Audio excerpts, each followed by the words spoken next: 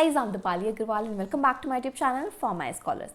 आज हम लोग बात करने वाले हैं बहुत ही इम्पॉर्टेंट टॉपिक पर, और इसके अलावा बहुत ही मोस्ट रिक्वेस्टेड टॉपिक है ये।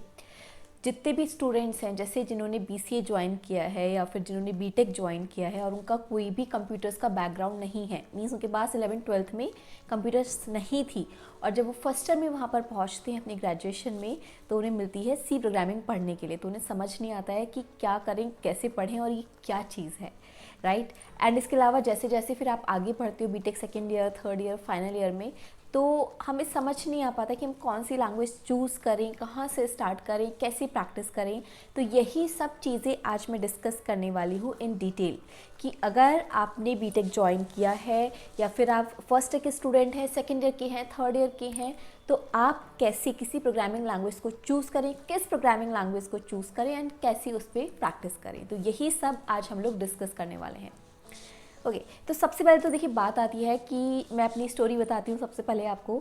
जब मैंने बीटेक फर्स्ट ईयर में थी तो मेरा कोई भी कंप्यूटर्स का बैकग्राउंड नहीं था, मेरे पास 11th-12th में कंप्यूटर्स नहीं थी।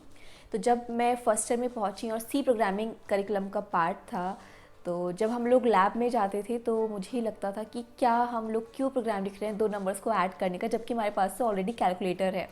तो इस तरह की बातें मेरे दिमाग में आती थी, बट किसी ने शायद ऐसे समझाया नहीं। तो मैं ट्राई कर रही हूँ कि आपको ये चीज़ें समझ में आए, और जितने भी अभी तक मैंने सीरीज़ बनाई हैं, जितनी भी प्रोग्रामिंग सीरीज़ बनाई है, तो उसमें मैंने पूरी तरह से कोशिश की कि आपको समझ में आए, आप चीज़ों को रियल वर्ल्ड से कनेक्ट कर पाओ। तो हम बात करते हैं सबसे पहले फर्स्ट ईयर की। अगर आप फर्स्ट ईयर में हैं तो देखो, फर्स्ट ईयर में तो आपके पास सी जो है करिकुलम का पार्ट है, समझ में आती है तो अच्छी बात है, नहीं आती है अगर, तो कैसे ना कैसे करके हमें उसे पास तो करना ही है, राइट। तो अब बात आती है सेकेंड ईयर की। आप सेकेंड ईयर में आ गए हैं, तो सबसे पहले आपको डिसाइड करना है कि आप किस फील्ड में जाना चाहते हो। मीन्स कि आपको वेब डेवलपमेंट, यानी कि आपको वेबसाइट्स डिज़ाइन करनी है, या फिर मोबाइल एप्लीकेशन डिज़ाइन करनी है जिसमें कि आपको एंड्रॉयड एप्लीकेशन या फिर जो iOS की एप्लीकेशंस हैं वो डिज़ाइन करनी है, या फिर गेम डेवलपमेंट में आपका ज़्यादा इंटरेस्ट है, या फिर हो सकता है आपको मशीन लर्निंग की आपने बातें सुनी हो, AI की बातें सुनी हो, तो उसमें आप जाना चाहते हो। मीन्स बहुत सारे फील्ड्स आ जाते हैं, राइट। तो पहले आपको ये चीज़ डिसाइड करनी है। तो अगर मान लीजिए कि आपने डिसाइड किया कि मुझे मशीन लर्निंग में या फिर आर्टिफिशियल इंटेलिजेंस में मेरा ज़्यादा इंटरेस्ट है, मैं उसमें परस्यू करना चाहता हूँ, तो आप पाइथन से स्टार्ट करो, ठीक है, पाइथन को पढ़ना स्टार्ट करो। गेम डेवलपमेंट में आप जाना चाहते हो तो आप C++ से स्टार्ट कर सकते हो। वेब डेवलपमेंट में आप जाना चाहते हो तो आप जावास्क्रिप्ट से स्टार्ट कर सकते हो। iOS की एप्लीकेशंस डिज़ाइन करना चाहते हो, स्विफ्ट आप स्टार्ट कर सकते हो। एंड्रॉयड में स्टार्ट करना चाहते हो, एंड्रॉयड की एप्लीकेशंस को डिज़ाइन करना चाहते हो, तो आप जावा या कॉटलिन से स्टार्ट कर सकते हो, राइट। तो इस तरीके से हमारे पास ये सेक्शंस डिवाइडेड हैं। तो ये केस तो तब हो गया कि आपको पता था कि मुझे इस फील्ड में जाना है, मेरा इंटरेस्ट इस फील्ड में है, तो आपने उसके अकॉर्डिंगली एक प्रोग्रामिंग लैंग्वेज को डिसाइड कर लिया। अब बात आती है कि अभी समझ में नहीं आ रहा है भैया, कुछ समझ में नहीं आ रहा है कि सेकेंड ईयर में अभी हम आए हैं, हमें किस फील्ड में जाना है हमें नहीं पता।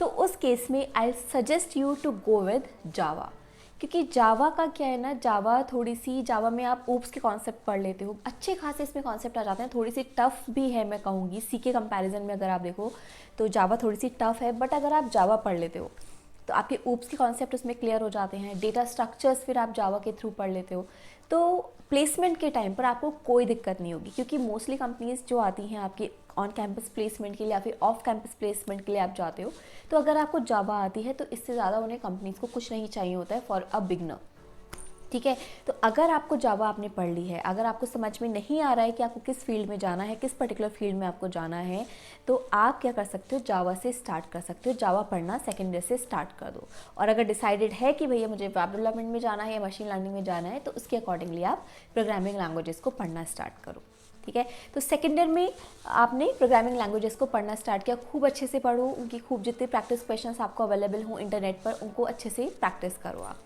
और ये चीज़ मुझे बहुत अच्छे से समझ में आती है कि भाई कॉलेज में मिलते हैं बहुत सारे असाइनमेंट्स और पूरी पूरी दिन की क्लासेस होती है, तो बहुत कम टाइम मिलता है। तो मैं आपसे कहूँगी बस आप 1 घंटा निकालो एक दिन का, 1 घंटे में ही जितना पढ़ सकते हो उतना पढ़ो, केवल उस प्रोग्रामिंग लैंग्वेज को पढ़ो। तो आपने क्या किया, सेकेंड ईयर में प्रोग्रामिंग लैंग्वेज को अच्छे से पढ़ लिया, पूरा 1 साल आपको मिला। अब बात आती है थर्ड ईयर की। थर्ड ईयर में आपको एक प्रोग्रामिंग लैंग्वेज बहुत अच्छे से आ चुकी है। अब हो सकता है कि आपको थर्ड ईयर में आके समझ आ गया हो कि भाई मुझे तो इस फील्ड में जाना था, लेकिन मैं पढ़ के आ गया जावा, लेकिन मेरा इंटरेस्ट किस में, मशीन लर्निंग है, तो आप पाइथन पढ़ लो। अब आपको जावा अगर आ गई है तो आप किसी भी लैंग्वेज में बहुत इजीली स्विच कर सकते हो अपने इंटरेस्ट के अकॉर्डिंग। ठीक है, तो अगर आपने सेकेंड ईयर में कोई और लैंग्वेज पढ़ी है और थर्ड ईयर में जाके आपको लगता है कि आपके इंटरेस्ट कुछ चेंज हो गया है, तो आप वाली लैंग्वेज सीख सकते हो, कोई दिक्कत नहीं, बहुत ईजिली सीख जाओगे आप, क्योंकि बस सिंटेक्सिस का डिफरेंस आएगा, लॉजिक्स आपको बनाने आ चुके होंगे और इसके अलावा ऊप्सी कॉन्सेप्ट आपको आ चुके होंगे। तो आपको जस्ट क्या करना है, एक तरह से उस नई प्रोग्रामिंग लैंग्वेज के सिंटेक्स को सीखना है, तो बहुत ईजी हो जाएगा। ज़्यादा से ज़्यादा 1 महीना आपको लगेगा अगर आप किसी दूसरी प्रोग्रामिंग लैंग्वेज पे स्विच कर रहे हो। ठीक, तो अब आगे बात कि हमने सारी प्रोग्रामिंग लैंग्वेज सीख ली है जो हमें चाहिए थी। अब हमें बात आती है प्रैक्टिस की। तो प्रैक्टिस के लिए आपको क्या करना है, देखिए आपके पास जैसे मान लीजिए हैकर रैंक, हैकरर्थ, कोड शेफ, ये बहुत सारी वेबसाइट्स अवेलेबल हैं जो कि कॉम्पिटिटिव प्रोग्रामिंग करवाती हैं। तो आप इन पर जाके प्रैक्टिस करना स्टार्ट करो। मैं बहुत ही जल्दी एक वीडियो लेके आने वाली हूँ जिसमें मैं आपको बताऊंगी कि अगर आप कॉम्पिटिटिव प्रोग्रामिंग में जाना चाहते हो तो कैसे आप उसको स्टार्ट कर सकते हो, कहाँ से स्टार्ट करना है। ठीक है, बहुत जल्दी ये वीडियो आने वाला है। तो आप क्या कर सकते हो, इन वेबसाइट्स पर जाओ, प्रैक्टिस करना स्टार्ट करो। इसके अलावा जो ऑलरेडी अवेलेबल प्रोजेक्ट्स हैं इंटरनेट पर, ठीक है, उनके कोड को आप देखो, उनके कोड को समझो, उन्होंने क्या लॉजिक वहाँ पर लगाया है, और उसके बाद सेम लॉजिक को इम्प्लीमेंट करने की कोशिश करो। देखो ये सब जो मैं फंडे बता रही हूँ, जो मैं आपको बातें बता रही हूँ, जो मैं आपको तरीके बता रही हूँ प्रोग्रामिंग लैंग्वेज सीखने के, ये सब मेरे खुद के हैं। ठीक है, इट मे बी पॉसिबल कि आपको ये चीज़ सूट ना करे, it may be possible, but ये बहुत ही सिंपलेस्ट वे है। तो अगर आप इसे फॉलो करते हो तो आई एम डैम श्योर कि आप बहुत अच्छे से प्रोग्रामिंग लैंग्वेज सीख जाओगे फाइनल ईयर तक। ठीक है, तो आती है बात कि हमने प्रोग्रामिंग लैंग्वेज सीख ली और अब हम प्रैक्टिस सेशन स्टार्ट कर दिया है, जिसके लिए आप क्या कर सकते हो, जो ऑलरेडी अवेलेबल कोड्स हैं उनके लॉजिक्स को आपने देखा और उनको इम्प्लीमेंट करना स्टार्ट किया। अब आप जितनी ज़्यादा प्रैक्टिस करते जाओगे, जितने ज़्यादा क्वेश्चंस को सॉल्व करते जाओगे, उतने ही आपके माइंड में लॉजिक्स बैठते जाएंगे और आपको नए नए लॉजिक्स बनाने आते चले जाएंगे। ठीक है, यानी कि मैंने आपको पहले भी बताया, कोडिंग जो है ये प्रैक्टिस का कमाल है। जितनी प्रैक्टिस करोगे आप, उतने ही आपको चीज़ें समझ में आती चली जाती हैं। ठीक, तो इस तरीके से आपको क्या करना है, लॉजिक्स बनाने हैं, जो ऑलरेडी अवेलेबल कोड्स हैं, ऑलरेडी अवेलेबल प्रोजेक्ट्स हैं, उन्हीं पे आपको काम करना है। आप वेब डेवलपमेंट में अगर हो तो जो वेबसाइट्स हैं उनकी क्लोनिंग स्टार्ट करो। इसके अलावा GIT हब पर इतने प्रोजेक्ट्स अवेलेबल हैं, उनके कोड्स को देखो, उनके कोड को इम्प्लीमेंट करना स्टार्ट करो। ठीक है, तो फाइनल ईयर तक आते आते आपकी बहुत अच्छे से प्रैक्टिस हो जाएगी। मैं आपसे ये नहीं कह रही हूँ आपको दिन में 2 घंटा 3 घंटे निकालना है, सिर्फ 1 घंटा निकालो बहुत है वो, क्योंकि आपके पास ऑलरेडी बहुत लोड होता है कॉलेज की तरफ से, असाइनमेंट्स का, टेस्ट का और क्लासेस, प्रेजेंटेशन, बहुत लोड होता है। तो आप 1 घंटा निकालो, वो बहुत है आपके लिए। ठीक, तो थर्ड ईयर आपका निकल गया और अब आया आपके पास फाइनल ईयर। तो फाइनल ईयर में आपको क्या करना है, अपने जो आपने प्रोजेक्ट्स किए हैं, जो आपने प्रोग्रामिंग लैंग्वेजेस सीखी हैं, जो फ्रेमवर्क सीखे हैं, उनको आपको क्या शोकेस करना है अपने रिज्यूमे में। अब देखो ऐसा नहीं है कि जो कंपनीज आती हैं वो आपसे ये एक्सपेक्ट करती हैं कि आपने बहुत ही तगड़े तगड़े प्रोजेक्ट बनाए हों, ऐसा नहीं है।